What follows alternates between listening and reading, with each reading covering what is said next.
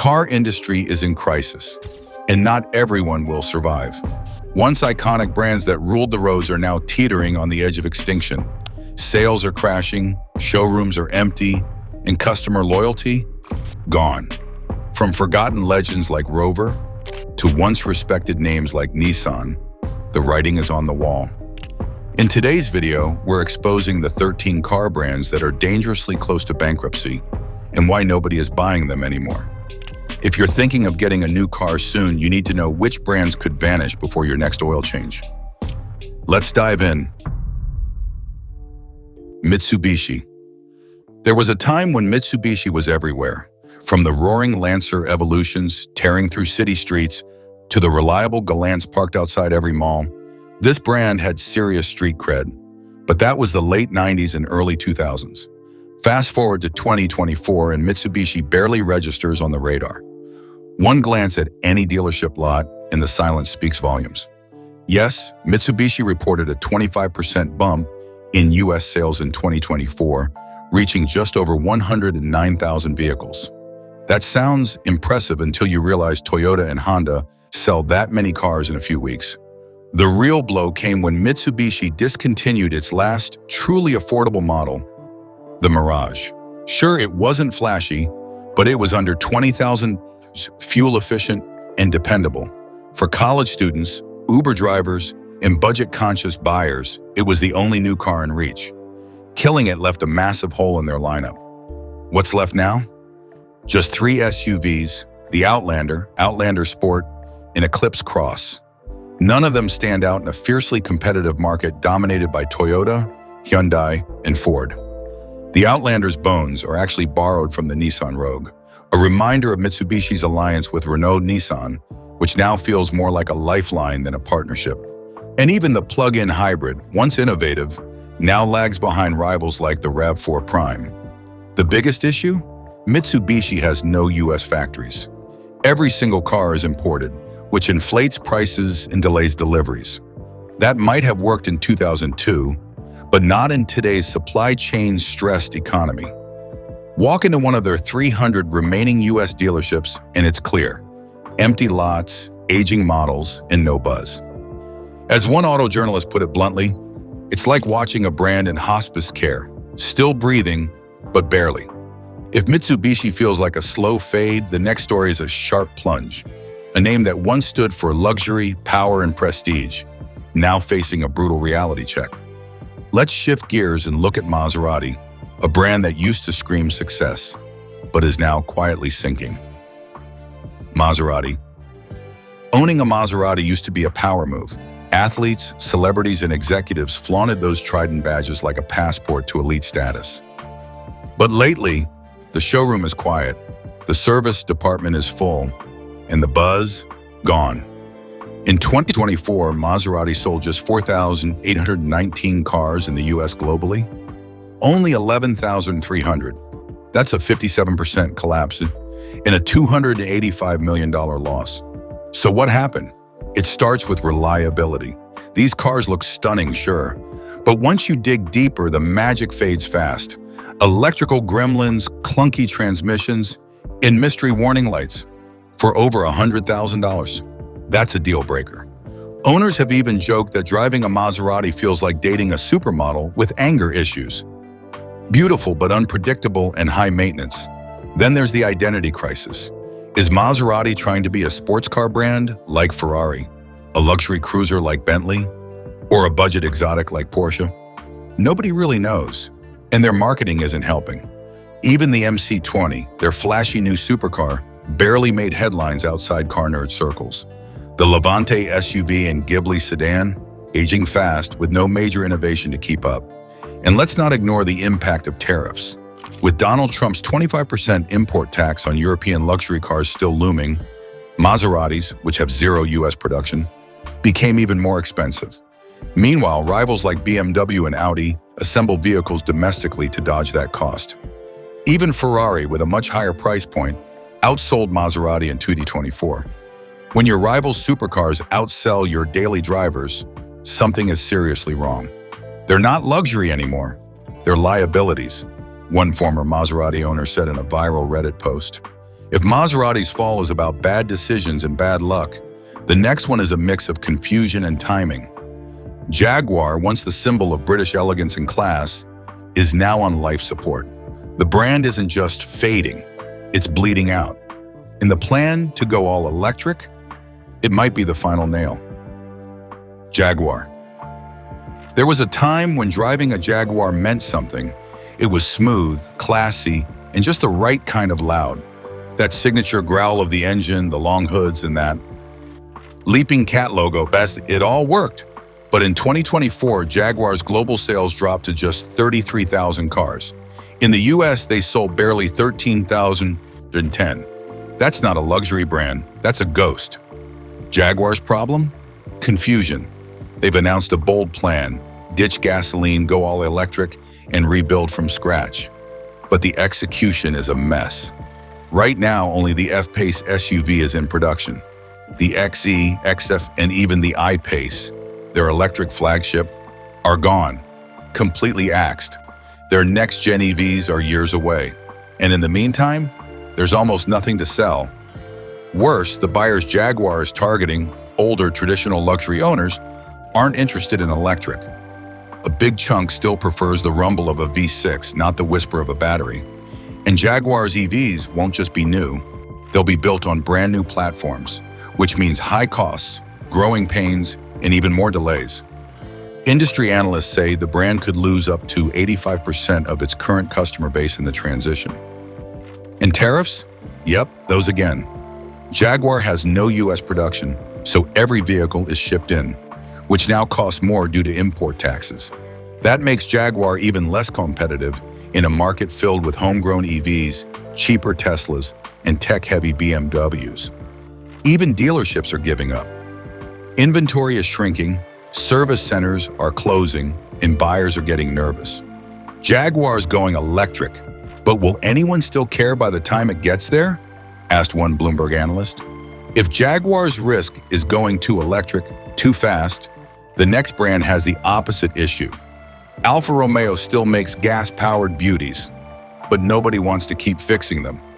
Let's take a closer look at how one of Italy's most stylish names is losing trust, customers, and attraction all at once. Alfa Romeo.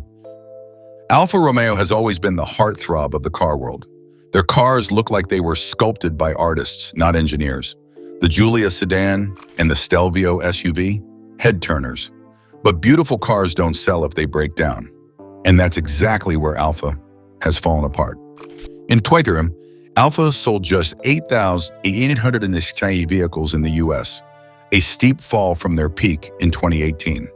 The issues began right after the honeymoon phase. Buyers loved the way Alfas looked and drove, at first. But within a few thousand miles, reality kicked in. Electrical gremlins, coolant leaks, faulty sensors. Even luxury buyers started posting angry reviews. At 40,000 miles, suspension failures and major drivetrain issues weren't rare. And it wasn't just base models. Even the Giulia Quadrifoglio, their 505 horsepower crown jewel, couldn't escape reliability woes. Then came the recalls. Between 2018 and 2024, Alfa issued dozens of them, covering everything from airbag failures to fuel system leaks. And with limited dealership support, getting repairs done quickly became a nightmare. Meanwhile, resale values tanked. A 3-year-old Giulia could lose up to 50% of its value, which is devastating in today's used car market. Worse still, the parent company, Stellantis, seems to be losing interest. The 4C Coupe? Gone. The high-performance Quadrifoglio trims? Phased out. What's left is a short lineup with little innovation and lots of baggage. As one Alfa salesperson recently told a customer, "If you want something pretty for your driveway, sure, but don't ask me to promise it won't live at the service center." If Alfa's beauty is fading, the next story is about a brand that disappeared without anyone really noticing. It was once everywhere, in student parking lots, budget dealerships, and first-car dreams. But now, it's almost gone. Let's talk about Daewoo, the ghost of the 90s that's becoming extinct in real time. Daewoo. If you're under 25, you probably don't even know Daewoo ever existed. But rewind to the late 1990s and early 2000s, Daewoo was everywhere. Cheap, compact, and easy to buy, they were marketed as the budget-friendly alternative to Toyota or Honda. But here's the thing, budget can only carry you so far, especially when everything else falls apart. Daewoo made its US splash with models like the Lanos, Nubira, and Leganza. They were boxy, slow, and cheaply built, but they were new and under $10,000. That made them perfect for college students, new drivers, and families on a shoestring budget. Unfortunately, the low price tag came with long-term headaches. Parts wore out fast, engines underperformed, and worst of all, no one knew how to fix them. Daewoo's dealer network was a mess. Most were small-time, underfunded operations that couldn't keep up with service demands. When Daewoo's parent company went bankrupt in 2000, everything unraveled. General Motors quietly took over the brand, rebadging future models under Chevy. And just like that, Daewoo vanished from the US with barely a whisper, fast. Forward to 2024 and the numbers are shocking. In the UK alone, there were still 55,000 Daewoos on the road in 2013. Today, just 2,200. That's a 96% drop. In the US, it's even worse. Most remaining Daewoos are junkyard bound. There are no parts, no service, and no market for resale. Daewoo didn't fade, said one car collector. It vanished like it was never here. Daewoo's fall was quiet, but the next brand is a little louder. Or at least it used to be. It was all about charm, character, and fun-sized cool. But today, it's lost its identity and its buyers. Let's dive into Mini, the quirky little icon that grew too big for its own good. Mini. When Mini launched in the early 2000s under BIM, it was a breath of fresh air. Tiny, punchy, and fun to drive. It was the anti-SUV in a world full of growing cars. Buying a Mini felt like joining a club. But in Puerm, that charm is fading fast. US sales plummeted to 26,099 units, down 21% from the year before. Part of the problem? Minis just aren't Mini anymore. The brand bulked up, literally. Models like the Countryman and Clubman ballooned in size, trying to chase SUV buyers. But they lost what made Mini special in the first place. That go-kart feel, tight handling, and uniqueness. Now they sit awkwardly between compact crossovers and premium hatchbacks, but don't truly compete with either.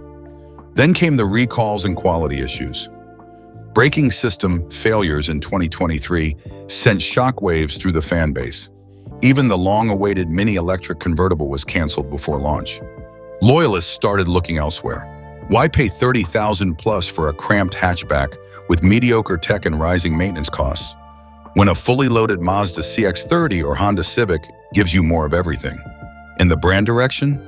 Confused. BMW seems to be treating Mini like a side project.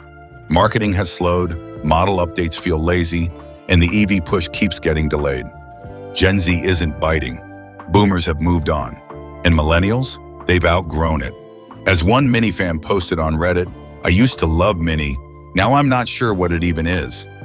Mini's identity crisis is real, but the next brand on our list is dealing with something even worse: total irrelevance. Once one of Detroit's big three, now barely a blip. Chrysler went from shaping the minivan revolution to having only 2 models left. Coming up, how this legendary American name is fading into the background. Chrysler. Not long ago, Chrysler was one of the titans of American industry. Alongside Ford and GM, it helped define the auto landscape, inventing the minivan, pioneering powerful sedans, and pushing design boundaries. But today, Chrysler is a ghost of itself. In 2024, it sold fewer than 90,000 vehicles in the US. And here's the twist. They only sell 2 models now, the Pacifica and the Voyager. Both are minivans. No SUVs, no sedans, no EVs, just vans.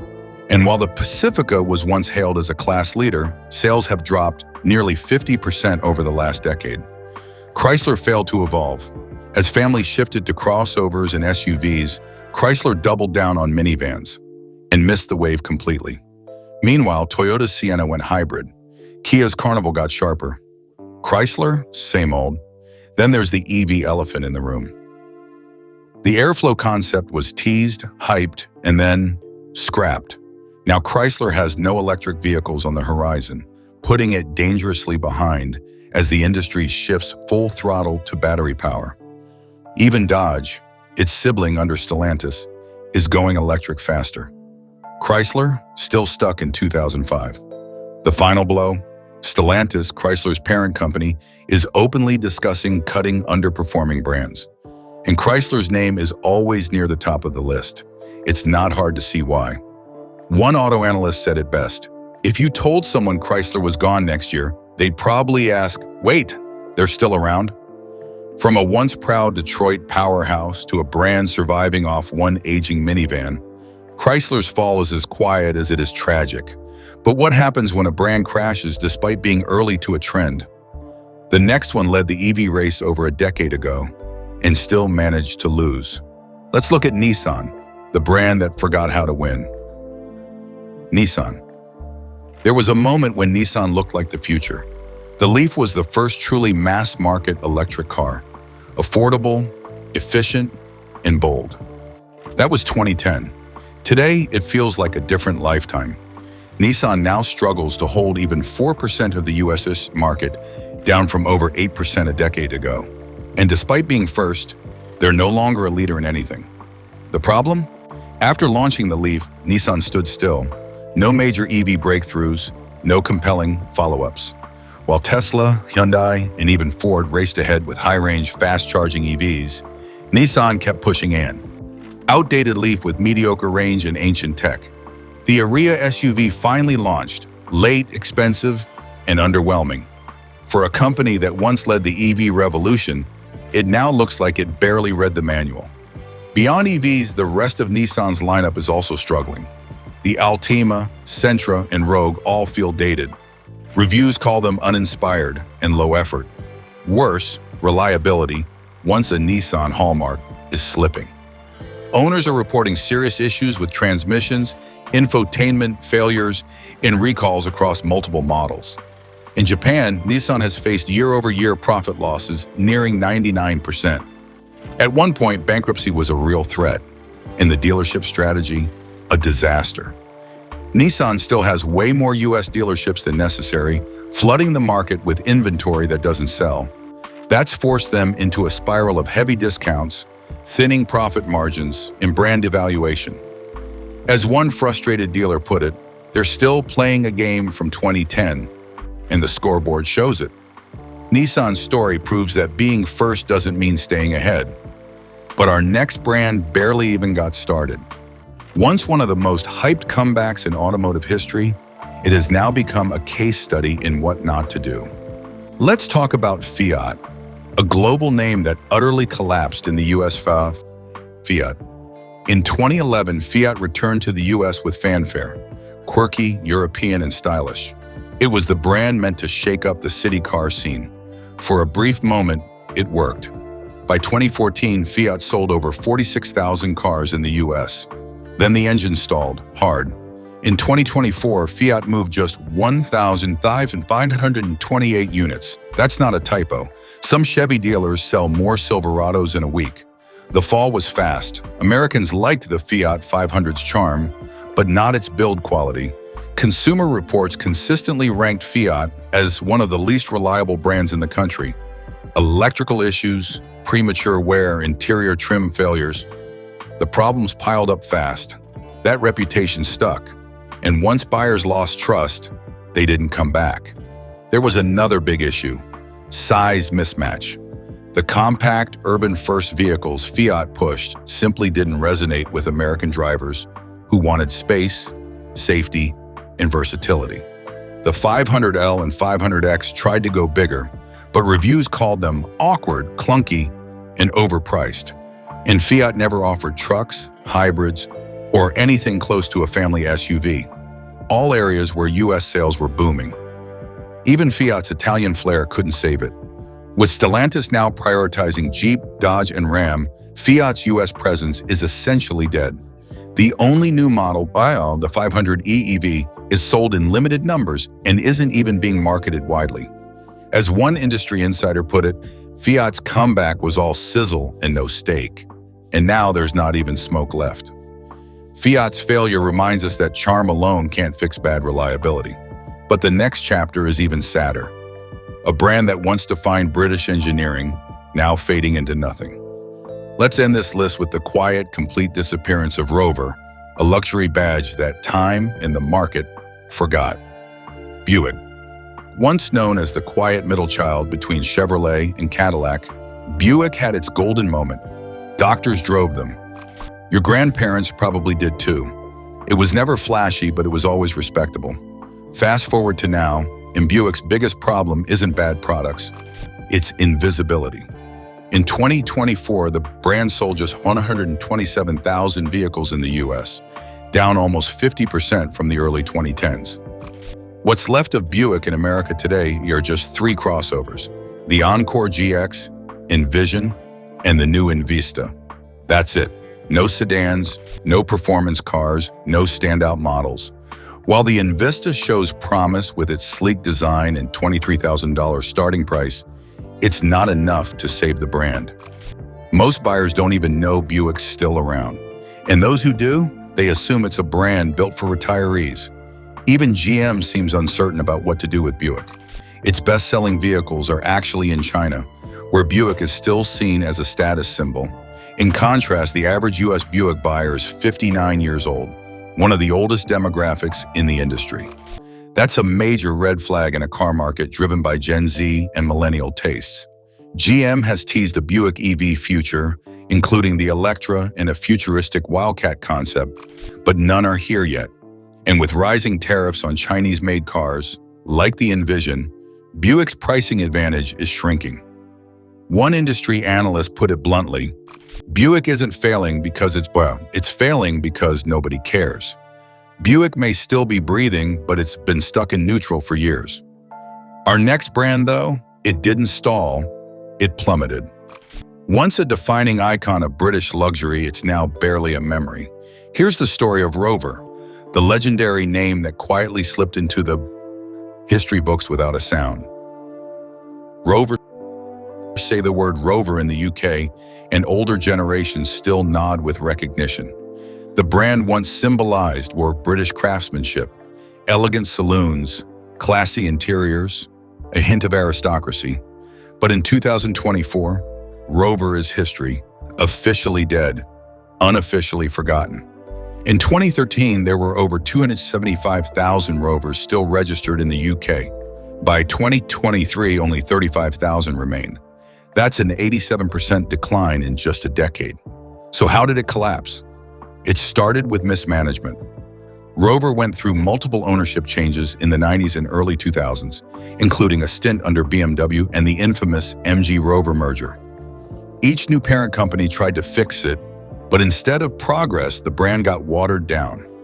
No one could decide if Rover was supposed to be a luxury mark, a value player, or something in between.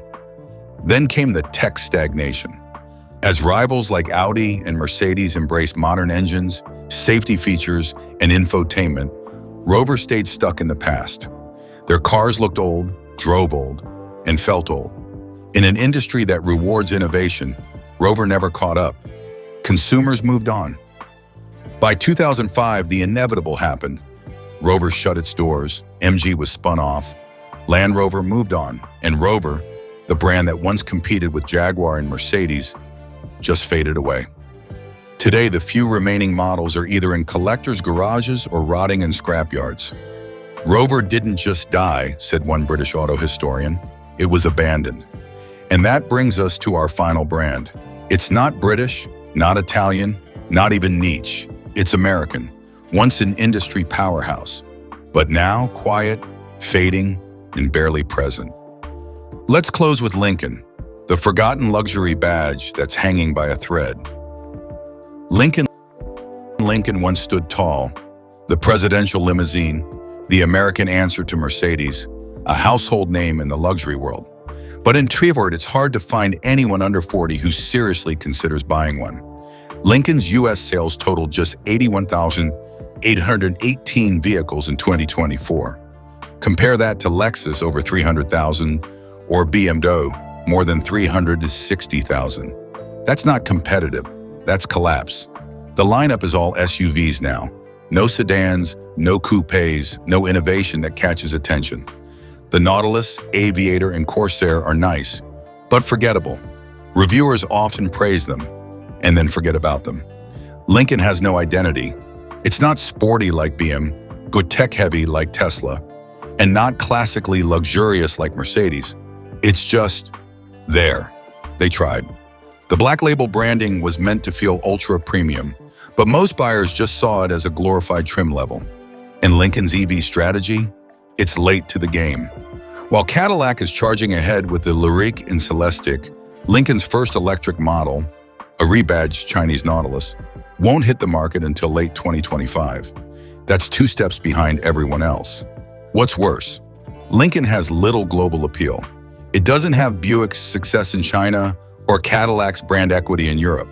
Without a major international market to lean on, Lincoln is stuck surviving off domestic loyalty. And even that's fading. As one dealership manager put it, we sell Lincolns because we have to, not because people ask for them. Some brands will evolve, others will disappear. What's clear is that the car world is changing faster than ever, and those who can't keep up will be left behind. From reliability nightmares to missed EV revolutions, these companies are running out of road. Whether you're a car lover or just someone planning your next vehicle, staying informed has never been more important.